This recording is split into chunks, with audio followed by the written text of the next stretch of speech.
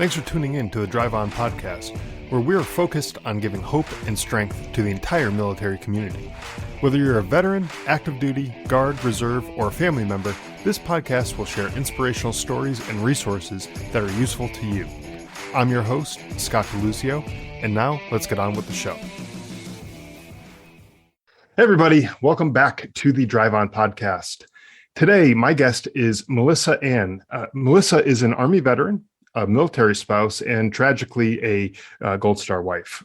She is also the author of the book Darkness Within, which we're going to talk about in a little bit. But first, I want to welcome you, Melissa, to the show. I appreciate you for taking the time to come and join me.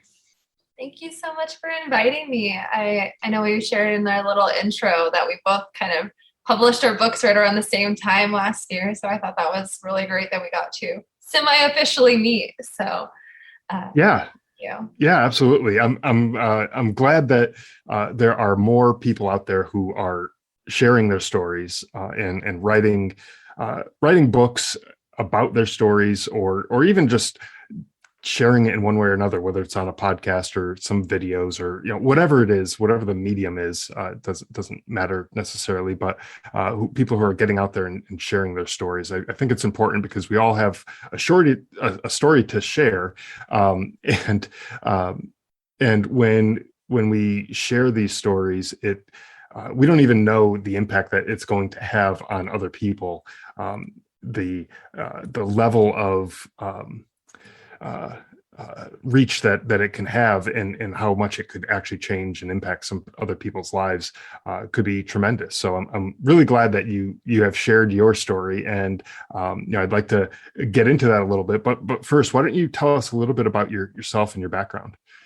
Yeah, so I joined the Army right out of high school. I was going to go pre-med and kinesiology, and then I was like, well, maybe I'll be a nurse. Well, maybe I'll do this. And I was like, I'm just going to join the Army and figure it out later. And I became a medic in the Army. I did 3.5 years and met my late husband, and he at the time was heading towards Special Forces, and being dual military alone is already a struggle. So unfortunately, I decided to get out and put his career ahead of mine. And then we have a son. So I have a 7-year-old. And yeah, during that process, I was trying to figure out what to do outside of the military. So that was a struggle in and of itself. So I got to experience what it is like to be a military spouse and finding your identity while you know that you're only here for a short amount of time. Knowing how do I set roots for 1.5 years?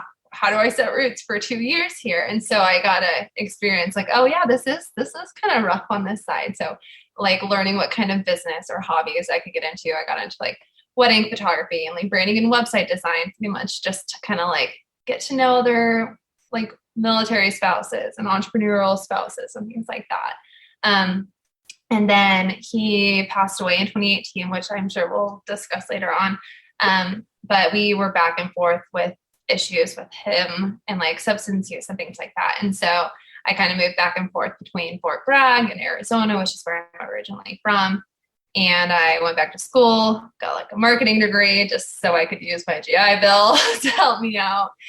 And I slowly but surely over the last couple of years, I've kind of returned to who I originally wanted to be, which was focused on nutrition and therapy and things like that. And so as of last year, I was originally in a master's in social work program, and I ended up having a lot of triggers and flashbacks come in. And so I had to drop out of the program temporarily. And during that pause of healing, I got my personal training certification, and I got my health coaching certification. All of this while I'm trying to heal. It's ADD or overachiever mentality. I don't even know. But I went and got all this different education again. And I finally decided to sit down and work on my book, which is a series of flashbacks, Darkness Within, or just Darkness Within for short. And that in and of itself sent me through a whole spiral of things and healing that I didn't know that I needed still, I think, because I was oh, it's been 3 years, I'm fine now. And then, obviously with me going through the social work program, it triggered me to realize that I had healing that I still had left to do. And so I started to work on the book. I was like, if I want to go back to going to the social work program, which I'm in now, so I'm really excited. New school online. So if anything with my life changes, I can move and still do the program. But my focus is just kind of like going whole health, which is kind of what I wanted to do before I joined the military.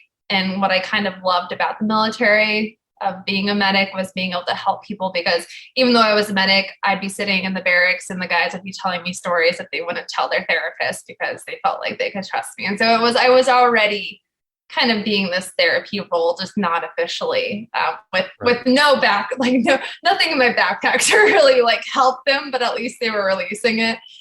So in a way, it's been really nice to kind of come full circle and be at this point where, even though like I'm not where I want to be at yet, I'm in the Master's of Social Work program again. Only this time I'm in a lot better headspace, and I have the book that's gonna, in some ways, give me street cred when I go to be like, hey, I understand where you're at. Like, I literally wrote a book about this, like, in all of my struggles. Like, I know how you feel. I know where you've been. Maybe not to the same degree, but at least some level of like recognition, and I see you. So yeah, pretty much just my focus is coming back to being a whole health coaching. And then once I get my social work degree, being able to focus on clinical therapy. And my bigger goal is doing a From Grape to Gold, like retreats, and getting to focus on like grounding and animal therapy and focusing on trauma and substance misuse. So I think that's a quick, full like 10, 12-year story in the reps of where I've been. Right. Yeah. And I wanted to kind of talk a little bit about your transition out of the military, Yes. Because that seemed like it was maybe not really what you were expecting, when you ended up getting out, because like you said, being a dual military couple is pretty stressful, has a lot of challenges along with it. What was the transition like for you when you got out? Was there a game plan for you? Did you kind of know what you were going to do, or did you just kind of just get out and like, I'll figure this out? So at the time I was going to go nursing. I was like, I'm going to go get out, become a pediatric nurse. And I'll just go get like a job. But I realized, especially for a lot of people, you're skilled and you're professional in the Army for one thing, or whatever branch of the military, but then you become a civilian and you can't do anything. You need to go back to school for another year or two to do what you were already doing for the last 3 years. So that was like a huge like spike to the ego, like blow to the ego. I was just like, okay, cool. So I'm technically able to do all of the skill sets needed for this job, but I don't have any of the legal requirements to do so. And so for a couple of months, I was just like, what am I supposed to do? Literally everything that I'm skilled at doing, I legally can't do as a civilian. And so that it was a lot of like, well, what am I now? Like, I was a medic, and like, now what do I have to, like, now what do I can't even do the bare minimum medical things legally. So that was probably one of my hardest transitions. Thankfully now a lot of schools have been realized, this has been a couple of years now. So thankfully a lot of schools are realizing how skilled people are from the military and finding these transition programs, but they did not have those. And they were few and far between. Like, they were mostly like Florida, or like, like places where there's a lot bigger installations in military. So yeah, I think my biggest thing with the transition was like, so now I'm a military spouse, like, cool. Like, it is nothing against military spouses at all, but it's just like, you go from being the military one, and now you are the spouse, and now you have no say in anything. You just get to follow whatever their life is going to be doing. And just kind of finding a new identity in that. And that's kind of where I started diving into freelance. Like, I had a job, I was doing somewhat pre-nursing, but again, with the whole, how do I plan my life around this 2-year span of time? Because he took a hiatus from the Special Forces program so I could have our son. And so we were only going to be in this one place for 1 year. I was like, well, that's not long enough to go get my nursing degree. And then the next program was only going to be like a 2 year. I'm like, well, that's still not long enough for me to get my nursing degree. So it was like, this was my general game plan when I was getting out. But then real life came in. I was like, okay, that's not in the cards anymore. And so that's kind of where my entrepreneurial endeavors started. Like I dove into photography and dove into like wedding photography and portrait photography and website design, just kind of like did like test the waters. I was good at it. People paid me, felt good enough for the time being. And then, yeah, just kind of testing the waters really. Yeah. And that's something that's always interested me too, because before we started recording, I mentioned that we live near Luke Air Force Base out here in Arizona, and so we know a lot of military families. We some of them live in our neighborhood, and other groups that we're involved in. We just happen to know a few of them, and every couple of years they pack up and move, and they go someplace else. And I always wondered, like, with the spouses, how do they figure out how to do any sort of job when they're constantly moving? It's not like you can go in and do a 9 to 5 job, that you physically have to be present for. And so freelancing tends to be the thing that a lot of them fall back to, things like photography or graphic or website design or some administrative type Yes. work that they could do from home. As long as they have an internet connection, they can do the work. It doesn't matter really where they are. And that way, as they're moving around the country or even around the world, they're still able to do that kind of work. So that's interesting that you came across that as well, because it seems like that's kind of the way that a lot of people go. And I think these days it's a little bit easier to do stuff like that than, especially post pandemic, where people are realizing, oh, there is a lot more that we can do at home. Like now it's starting to, oh, we can have you work remotely. That's fine. You can move. Right. That's fine. But before it was not yet. Yeah. And when it was like, oh no, we need you to be here in the office so we can, I don't know, hover over you to make sure you're doing your work. I don't know. It's like you're doing it, you're submitting it on time and everything. Like, who cares if you're, at home in your pajamas or whatever, like what difference does it make? So it's interesting. I'm glad you shared that, because I think there's probably a number of military spouses out there who are probably in a similar situation where they're like, they may have a college degree or some advanced training in whatever their field is, but maybe just don't know how to put that to use. And that this is perhaps one of the ways that they can do that. So my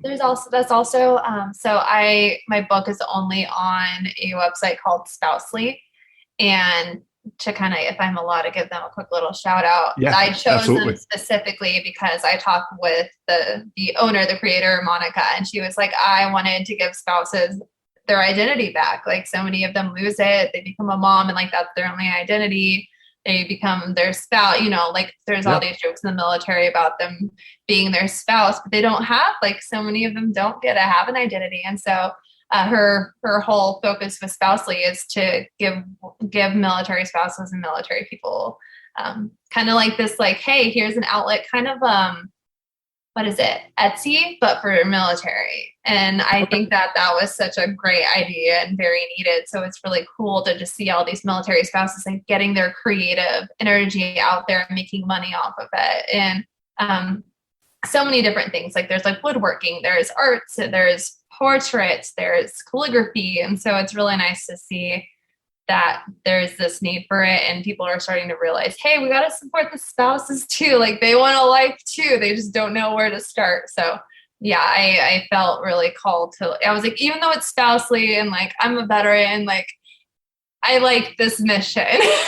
So I'm going to support it. And you do fit in both categories as well, so it does make sense, and it sounds like it is a good mission, because there is a huge untapped market there of people who have skills and talents and want to contribute not only to their household finances, but also want to contribute their skills out there to the world, right? And Yes, make a be little bit of seen. money off of it. Yeah, be seen Yeah. and be known, and make a name for themselves, right? And just because you don't have roots that are planted firmly in any one area for more than a couple of years, maybe it doesn't mean that you can't do that too. So I'm glad that they have things like this. I think there's more stuff like this coming up, Yes. realizing that there is this potential out there for all these spouses uh,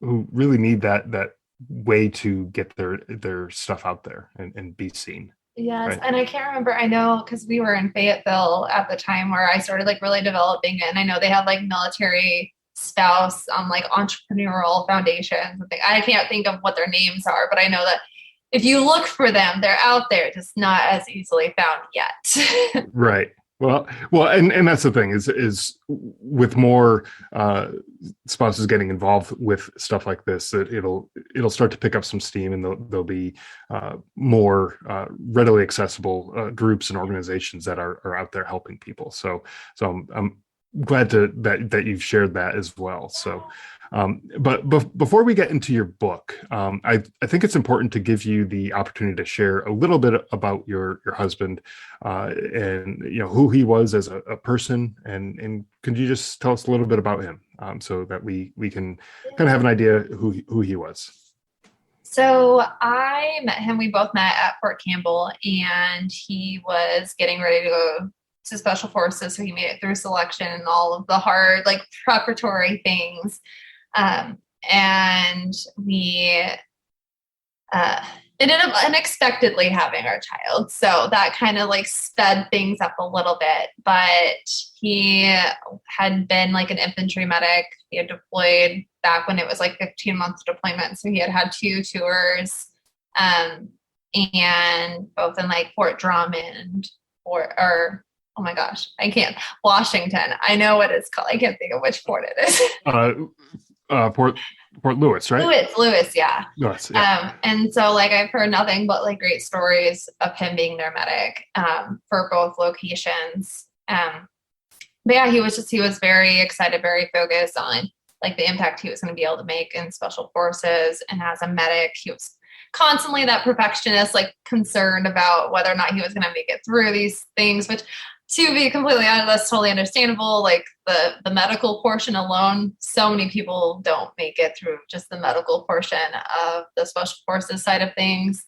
And that's the very first part that they make them go through if they're trying to become a special forces medic, just because they're not going to invest all this time and if they're not going to make it through this. And right. So he was just very much focused on his career path and his focus of being able to make a huge impact in people's lives. Unfortunately, we had a lot of ordeals, and I write about it in my book, and it took a lot of time for me to like work through this, but he had substance use issues, and a lot of it was, there's even now, like I know they're in the military is working on being better about the mental health, behavioral health system, but there's still a lot of lacking when you're trying to further your career and you're also seeing behavioral health. And so he was never willing to go seek health care, or he was like, oh yeah, like they diagnosed me with this, but like I don't conform to having PTSD, or I don't have it. And I'm like, okay, but like it's showing in all these other ways, but that's okay.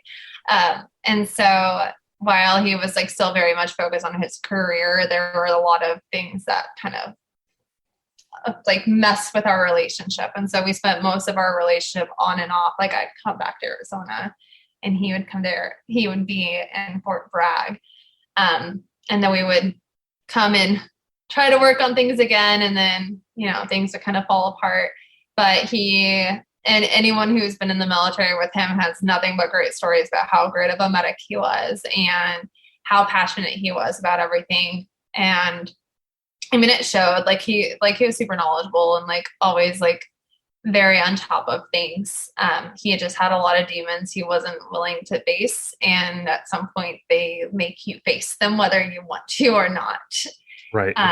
And so what, like before he went through the program, he had an overdose while I was pregnant. And that was kind of where I first, like, I knew something was wrong with him, but I couldn't pick out what was wrong. And then that was the eye-opening answer for me. And so that was kind of like the start of our issues. And then we kind of just brushed under the rug, and he went and worked towards special forces training and did really, really, really well.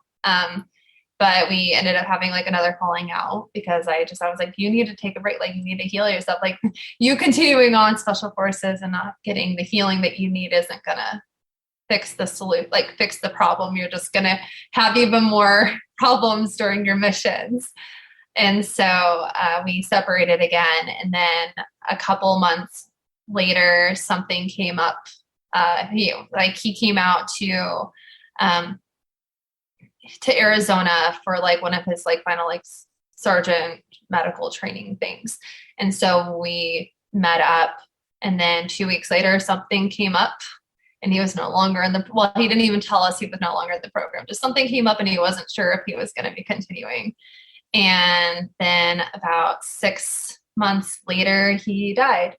And so there was a lot of things that I didn't know about until he died, because he just kind of kept all of his demons to himself, which a lot of veterans do, a lot of service members do. Unfortunately, it's the common talk that we have with one another is that, like, why didn't you tell us? I'm like, well, we were drowning. We didn't know how to tell you.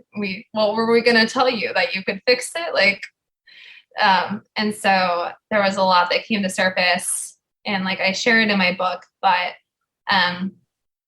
it came down to he had popped hot on a test. And for those who, apparently that's not a civilian term. So for those who are, so for those who are civilian, it means he tested positive for drugs in a urinalysis. Because I didn't know that was not a civilian terminology until I was telling someone.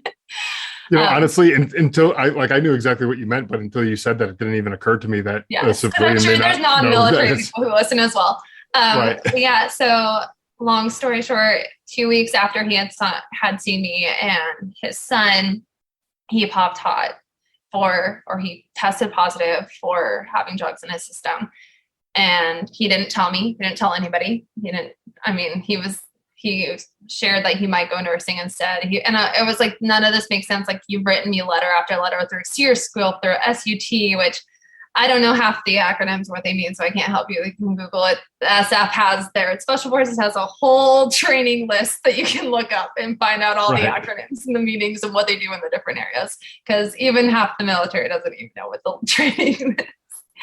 But so it was just like 2 weeks after seeing us, I think he just spiraled. And it wasn't until after he died that I learned from other people, like, he had been getting involved in like a church group of sorts, and he wasn't even religious when we first met. There was like, and I'm not going to get like into religion or spirituality in this necessarily, but he wasn't even religious at all or spiritual when we first met. And then so for him to be involved in like a church group towards the end was like, what? Like, how, where, when along this journey did this happen?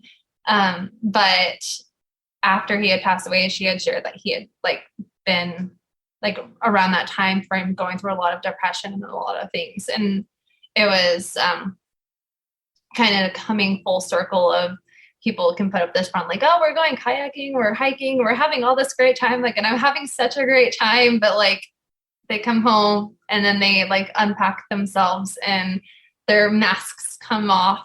And I think that was like the biggest awakening for me. It was just like realizing how fake we can be on social media.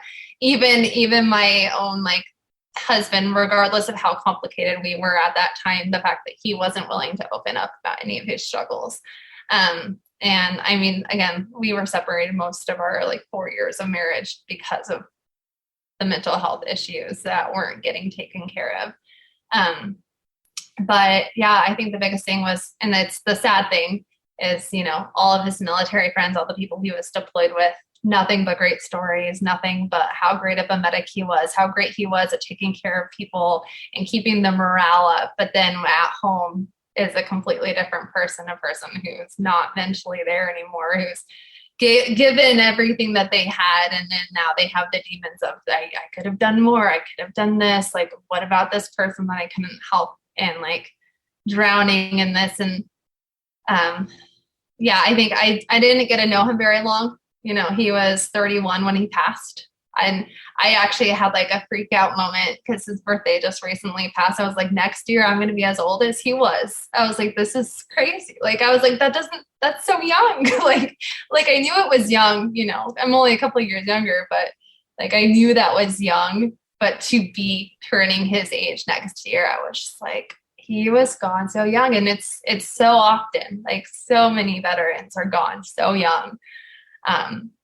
And yeah, I think just that's like a long little story about it. But yeah, just he was two people, you know, and he was both people. He was the compassionate person and the unhealed person. And I think a lot of, like you alluded to this too, but I think a lot of service members and veterans carry both of those personalities. So it's almost like a Dr. Jekyll and Mr. Hyde kind of thing, where you when you're at work, you're focused and you're doing your job, and now of course that's not everybody, but you might be a great soldier, you might be a great whatever, a medic, or whatever it is that you do in the military. But then when you come home, it's like, okay, now I have to put that down sometime, and I have to deal with some of these other things at some point. But they're hard to deal with. It's never fun to deal with these things, right? No one wants to talk about these things, but that's how we heal. That's how we get better, is by talking about these things. So it's hard to deal with these things just by yourself. And unfortunately, a lot of times in the military, there's this I don't know, macho attitude that people end up having. Where it's I'm like, fine. oh, yeah, I'm fine, I'll just suck it up and deal with it, and whatever, I'll be fine. But then they're not fine, and they're not taking care of their own stuff. So that's just I think the military has gotten better over the years with how people deal with some of this stuff. Obviously, some improvements still need to be made, but it's better than it was maybe 20 some odd years ago, or even longer, where there was like no help whatsoever for some of this stuff, or very limited anyways. But when you try to go and deal with this stuff on your own, it doesn't necessarily get any better. You kind of need to rely on that support network, whether it's your family or your fellow soldiers or Marines or airmen or whatever branch you might happen to be in, or figure out how to get the help that you need to overcome some of the issues that you might be going through, right? So after his death, after he passed away, could you talk about the grief journey that you went through, that you experienced after his death? I know everyone handles grief in different ways, and I'm interested to kind of hear what that looked like for you. Yeah. So as I mentioned, like we were complicated because we were like, yes, I was technically his wife, but like we weren't together, but we were technically together. And like, I still wanted things to work, but it was like, will this ever work? And so to go from like us being separated and our own lives, we barely even talked to each other, but yeah, we were still married, like living our completely different lives, to being like, hey, yeah, so your husband died. It's like, oh, okay. That's new. Like we had just texted last night. Like I had just read through old notes, and I was like, well, maybe after he finishes the course, we can like work on things and I know he's like done moving around for a while. And then to like have that door just immediately slam closed with like an indefinite answer was kind of a mind blow for me. But I actually didn't realize until last year when I was writing my book that I never grieved about being a wife. I had spent 3 years grieving the loss of my son's father. And I guess that's a very typical thing for a parent to do, is they grieve for their children before they grieve for themselves. And so it was always, oh, my son's dad, my son's dad, my son's dad. And it wasn't until I started working on my book that my friend called me out on it. And like, she was like, you don't ever say your late husband. I was like, oh, shoot. And that like sent me down this whole spiral. So for 3 years, it was kind of just like, okay, how do I take care of my child? How do I take care of my child? What can I do for him? Like, yeah, I'm a widow, like whatever, I'm a widow. Okay. But like my child, like the fatherly influences and this and this and this. And so I had actually uprooted my life, which all the things you're not supposed to do is like make like, hey, yeah, like, so I just had to like move to this place I've never really been to and like all these things. But I had moved to where his dad's family was because I thought that was going to be good for us. I was like, well, he's buried here. Like, if he ever wants to visit, this will be good for him. But everything was good for my son. Nothing was ever, what do I need for my healing? What do I need for this? It was, how do I think? And mind you, my son at the time was almost 3 or almost 4, one of the two. I can't remember, but yeah, I think he was almost 4.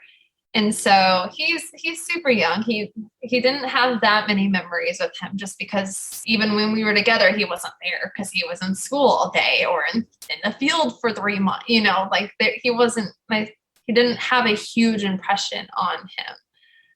So for me to put so much of my like focus during the grieving process on how will my son feel better, it kind of took a while for me to like grieve for myself. But I think I just kept busy. I was like, okay, I'm going to go bring money in. Like, I'm going to go do this. I did exactly what he did, which is like, and what a lot of people do, I was like, oh, I'm going to just go be busy doing all the things that I need to do. Right. And yeah, I was like, all right, well, I'm going to move to this new place and I'm going to start fresh. And it was kind of funny. Like, I write it in my book and like, I joke about it now with some of the friends that I have there, because I moved to this small town and I like lied. They're like, so like, what brings you here? I was like, oh, I found a house that I liked. And they're like, in the middle of nowhere. I was like, yeah. They're like, how'd you even find this town? I was like, oh, I was just on solo. It took me like months to even like tell the people there. And I'm in a small town. They know why I moved there. They'll figure it out, right? Yeah. The small town, they talk. Yeah, exactly. So yeah, I was just very much avoidant. I was very avoidant of the fact that this was my life now. Like, I was like, yeah, like I did the single mom thing, but now I'm like single mom. Like, there is no going to visit dad, and there is no figuring things out together. Like, it's just me now.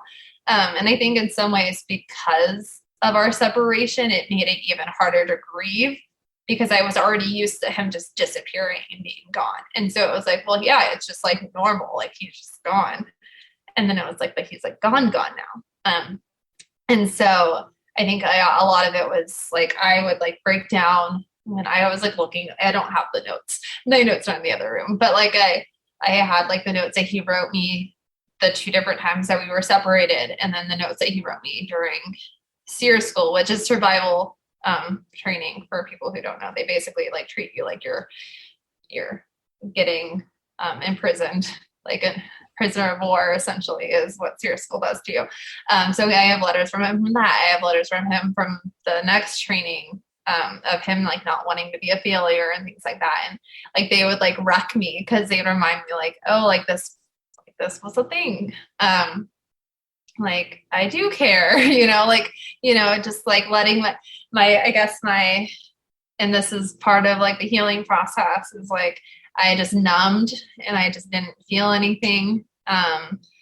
And because it's easier. And I think in some ways it's also a blessing, because if we were to feel every emotion right then and there, we would destroy ourselves. And so I think in some ways it's like this blessing that like, right now I'm just grieving for my child, because that's all my mind and my body has to give. Like, that's the energy that I Um, and then like I did like talk space here and there, just when I was going through, because I was like, I'm just so tired. I'm like, why am I so tired? Why am I so like whatever? And hearing them just talk about like how like, I've lived all my life defensively, like from childhood to living with this life now. Just like constantly having to live defensively, and how like to practice vulnerability without expectation. And so I started being like, I'd share things like anytime I saw a flag, I just bawl. I would be like, and I couldn't look at a flag. I was like, I'm sick of the stupid American flag. I don't ever want to see it again. Like, and I don't want to see a service member, and I'm a service member. Like, I'm hired service. I'm like, I don't ever want to see a service member again. I don't ever want to see an American flag again. And my son was so little, like, and this is one of the things where I decided to like share. So I'd share my story periodically on social media. It was kind of like my outlet. I'd journal, and then the small little smidgen of vulnerability after I already like went through it, I would share on like with select people or on social media. But I remember one of like the hardest things for me was because my son was so young. He didn't know it as the American flag. He knew it as Daddy's flag. And I was like, that breaks my heart that my child doesn't even know that this is like the United States of America flag. He just knows it as Daddy's flag. And like, I was like, I can't even imagine how many other little kids don't even know. They know it as Daddy or Mommy's flag or Grandma's flag or who knows, whatever parent's flag before they know that it's a country's flag. And like how like much that wrecked my world to like, and it gave like this whole, we as military, like we do take a lot of pride in the flag, but like for that was like one of the really big moments for me, and like just how much meaning something can have. But yeah, I think a lot of it was just avoidance and keeping myself busy. And then over time, it was like, I remember a period where I had pulled out stuff and my son just comes in bawling because he wants to see photos, and not really knowing like he had like stories to share. And it's like, do I tell him these are real or not real memories? Because he was so little. I'm like, he can have his memories that he thinks he has with his dad. But it honestly wasn't until last year, so 3 years in, that I finally started grieving for myself of the fact that like I did want this marriage to work, and I did want these things. They felt like such a fraud when they're like the wife of so-and-so, the gold star like wife. And yeah, I would say like last year was when I really started like healing for my own self. And it was because of all of the triggers that came to attack me when I was trying to further my career. And I was like, okay, well, if I want to further my career, I have to focus on my demons now. Like it's my turn to focus on these, or I'm not going to be able to go further. So in 2021, I was not only going to be a gestational carrier. So if people don't know, that I was going to carry another couple's child. And I was like, oh, it's fine. Like, it's not my child. Like, it'll be fine. But I kind of forgot how traumatizing my pregnancy was, because at the time, that was around the time where my late husband was having a lot of his issues. So I was going to be a gestational carrier, but because during my pregnancy, I dealt with a lot of things with like, he imagined things, and it was like all like drug induced or combination of, I'll never know if it was a combination of like PTSD and drug induced, but I didn't realize how unhealed I was until I was getting closer to the process of being a gestational carrier. And I was like, I'm not ready to unpack all of that right now. Like, I don't want to relive that again. Even though it was going to be a completely different scenario, it was the fact that like your body, the whole, like your body keeps score, or your body keeps count. And like, as I got closer, I was like, why am I so panicked? Why am I struggling to stay awake? Like, I'm falling back into this defense mode that I was in when I first became a widow. Like what's triggering me? And I was like, I can't do it. Like, I can't be a gestational carrier. And then that was around the same time that I was also in the first round of my master's of social work program. And I had chosen, we did a lot of research articles, and I chose to focus on trauma and substance use and how they relate to one another. Like why people who have dealt with trauma, regardless of like what age, are more prone to substance misuse. And that just brought me down memory lane again and again and again. And so I was just hitting myself with all of these traumatic triggers all at once, and it spiraled me. And again, that's like I think I mentioned earlier, it's if you're either going to choose to go heal on your own, or it's going to force you to heal, or you're going to drown. And I reached the point where I was drowning, and I was like, I overcommitted. I was not healed. And now it's just all like Pandora's box just opened. And so 3 years in was when I finally was like, okay, I gotta work on this. I gotta like figure out like why this affects me, why this is hurting me, and just accepting. And so I remember for me, a lot of my healing comes from nature. And I think there's this beauty of like, you don't have to try. And I think EMDR, there's so many different therapies out there now it's really nice, because I think a lot of men are in struggle because they're like, I don't want to talk about this stuff. But there's so many different ways that you can work on healing without having to specifically speak about it. And like, you can still feel the emotions and allow the emotions without having to like have this whole spiel where you share your life story with somebody necessarily, because that's not going to benefit everyone. But for me, it's always been like going on a road trip and like letting my emotions sit with me, and like having a cry session or having a jam out session in the car, and just like releasing that energy. And so I went on a road trip after I dropped out of the program, after I told the gestational carrier couple that I couldn't do it anymore. I went on a road trip, because that's what I do to clear my head. I go on road trips, like 15-hour road trips. And so I went out to Colorado, and that was kind of the start of my forgiveness process, which was also part of my healing. I drove through Flagstaff, which is where the last time my son and I saw his dad. And I realized I kind of like sat in his shoes. I was like, I wouldn't have told me anything if I just ruined my career. Like after writing these letters, not even a couple months ago, that like, I don't want to have to tell you that I failed. And then to come back and have failed, like I wouldn't have wanted to share that. And then it was also like, I would be so depressed. Like I just saw my eventual possibly ex-wife. I just saw my child. I don't know when I'm going to get to see them again. So it was like just a lot of, and mind you, like I wasn't in this exact same spot that he was at, but to be like in that kind of mindset of like, this is the last place we saw him, like trying to get an idea of where his headspace was at, helped me in some shape or form kind of healing, because I was so mad. And I think a lot of my unsolved healing was just because I was so mad. I couldn't feel any other emotions. I couldn't be sad because I was bitter. I was mad. I was like, how come you get to be the one to leave? Like you did all of this to me, and now I'm still stuck with like the leftovers, you know? And so, yeah, me taking that road trip and kind of getting that perspective of like, you know, everything's not black and white.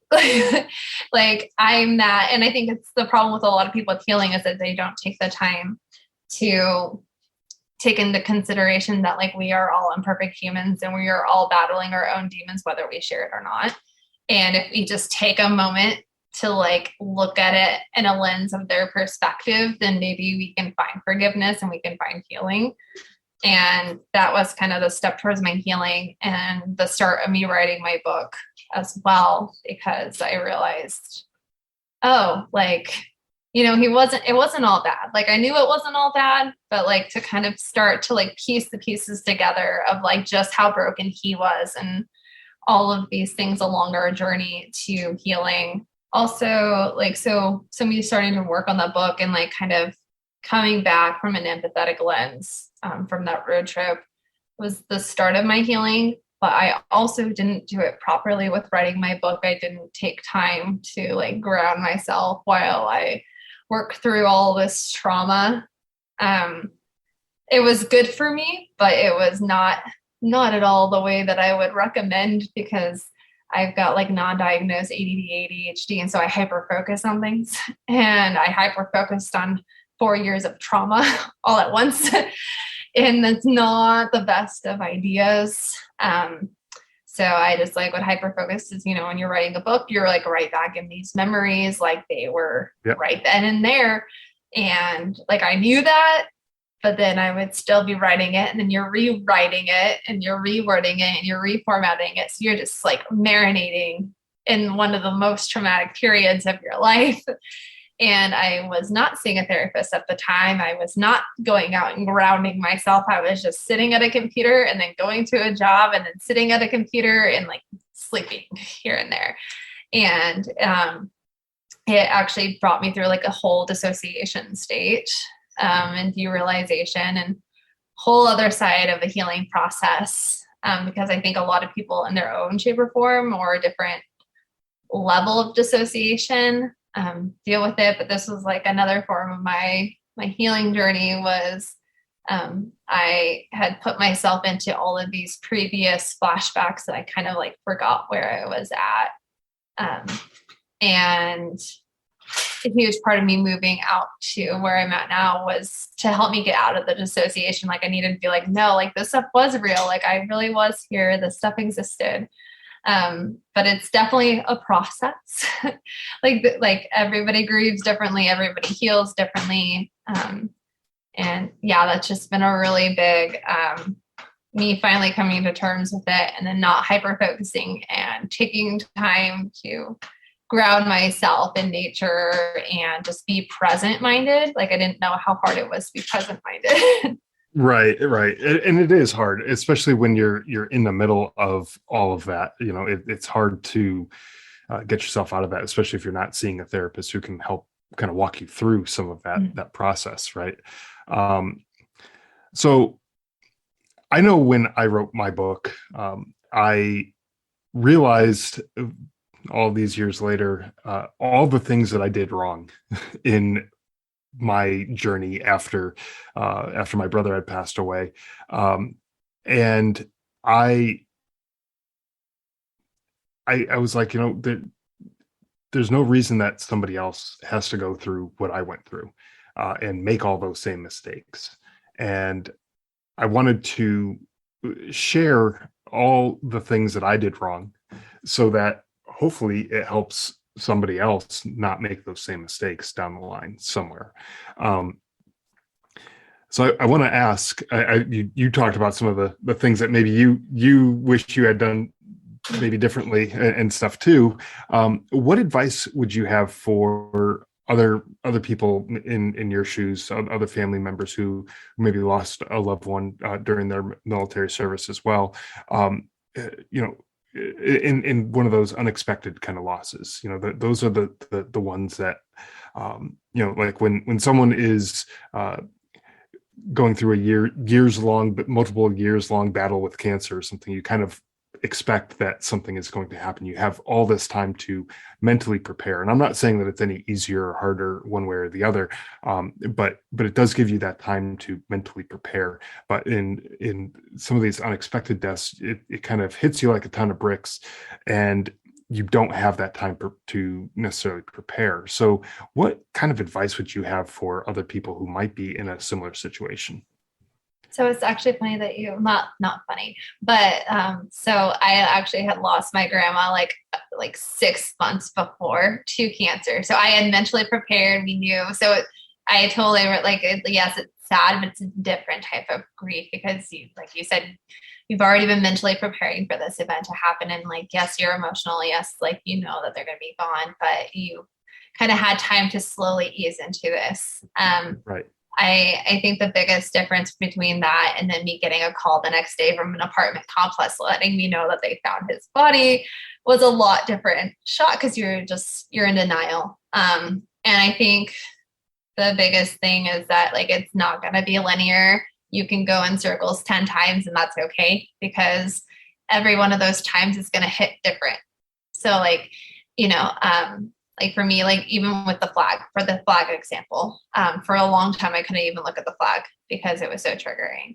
And that it's okay to some degree to like allow yourself to kind of almost block out certain things because we can only handle so much as a person with our emotions. but definitely seeking care from somebody who isn't your friends or your family, who is professional. So yeah, I know that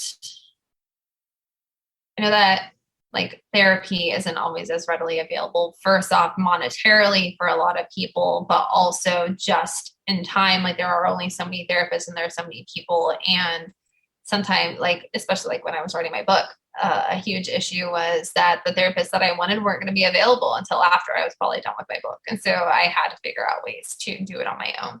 And so I would heavily, if you can't go see a therapist in person, there are so many amazing therapists on YouTube who will share with you different techniques for grounding and working through emotions. The hardest thing or the worst thing you can do is just bottle it up and assume that you'll get to it later, because that's when you explode. And for me, it showed up in like my anger. It showed up in me not being the greatest mom. And I did have a lot of my own regrets from me not healing. Like I drank too much. I didn't care about so many things. And I definitely don't want to see people falling into that. And so a lot of that is just like journaling. A lot of, I've seen a couple of like veteran organizations who are focused on helping people with journaling or writing out your feelings in like a fictional way. So in a way you're releasing those emotions, but you're not attached to it. And so I would say my biggest piece of advice would be just seeking help. I think even with me going through like the dissociation that I had last year, it wasn't until I finally Googled it that I was like, oh, I'm not crazy. My body is just protecting me, because I just went through a whole storm of bad things all at once. And so definitely, sometimes Google will tell you that you're dying and you have cancer and all these things, but sometimes it's really important for you to look it up. And again, like YouTube, there's a lot of like psychology websites that can share tools if you can't do it with an actual therapist, just finding tools that you can use, whether that's going out and grounding, going and doing meditation. Like I used to think breath work was so stupid. And now I'm like, that is so beneficial for my anxiety. Like I needed this, and depression. Like we need breath. Like we don't breathe like we should. And it's amazing that it's an essential thing. And we don't take deep breaths like we need to like fuel our whole system. And so it's something that we do every second of every day for all our entire lives, and we suck at it. We don't do it very well. I was just like blown away. I was like, oh, is this what like a full breath is supposed to feel like? I had no idea. This is really relaxing. And so, yeah, I would say if you're able to see a therapist or a psychiatrist, because if you need medications, you need medications. Like I'm all for ayahuasca, medicinal, whatever treatment will work for you. Grounding, talk therapy, EMDR. There are so many different, and I think that's actually the beauty, to kind of go back to like the military side, is the beauty of psychology is like, as we learn more about the brain, we learn about how much it's able to heal itself. And before, we thought people who had a disorder, if you have depression, if you have anxiety, if you have postpartum depression, if you have post-traumatic stress disorder, like we used to think that like, oh, well, that sucks, like you're with it forever. But now we're realizing like, no, you can change. Like, yes, that was traumatic, and yes, that was an event, but you can heal. Just like a broken bone can heal, your brain can heal as well. And I think giving yourself grace through the process. And once again, like, you can think you're okay. You can think you like healed from this trigger, and 5 years later, I might cry from a slug again. And that's okay, because some memory came back that I needed to release. And again, just giving yourself grace and finding what works for you. Some people, there's hikes. A lot of people who like to hike, a lot of people who like to write fictional stories. A lot of people like to write with music. And so it's like finding what works and helps ground you and allow you to feel those emotions in a healthy manner, and not bottle them up with drugs or alcohol or just complete numbing would be my piece of advice. And I think that's great advice. And that's something that I wish, all those years ago that I had heard from somebody else, because, I did all of those things, just numbing and not getting the help that I needed, and not dealing with the anger and it just was not the best way of dealing with things. So I'm glad you were able to share that. Sometimes it's good to hear from somebody else that just some of the ways that you can deal with some of these things. And I think what you shared was some ways that people might just not think about. Like you were saying, go on YouTube or some other websites that might have some advice for the grounding techniques and things like that you might need, and you just might not think about even doing those things. You might, I can't afford going to a therapist, so I'm just going to deal with it on my own. Well, there are other options out there, and especially for military families dealing with military losses. There are organizations out there, the Vet Center. There's other organizations that will actually work with the families as well. So there are options out there. Might take a little research to figure out what they are, but there definitely are some options out there. So I appreciate you sharing that. Before we wrap this up, I want to give you a chance to just remind people where they can go to get in touch with you and to get a copy of your book. Yes. So I have a main website called melissaann.org. As I work towards getting my LCSW, I wanted everything to be consolidated. So I have references for mental health, nutrition, exercise, just holistic health, whole health focused. And you can also find that on @melissaann.org for social media. My book is located on Spousely, but if you also go to melissaann.org, you'll see the link for the book there. And then I have @From Grief to Gold and @From Grief to Gold podcast, which is primarily focused on solely mental health and trauma, and where I promote most of my book on there. Awesome. Yeah. And I will have links to all of those websites and social media links and all that stuff in the show notes. So anyone who wants to get in touch with you, follow you, or listen to the podcast or anything, take a look at the show notes. All those links will be available for you there.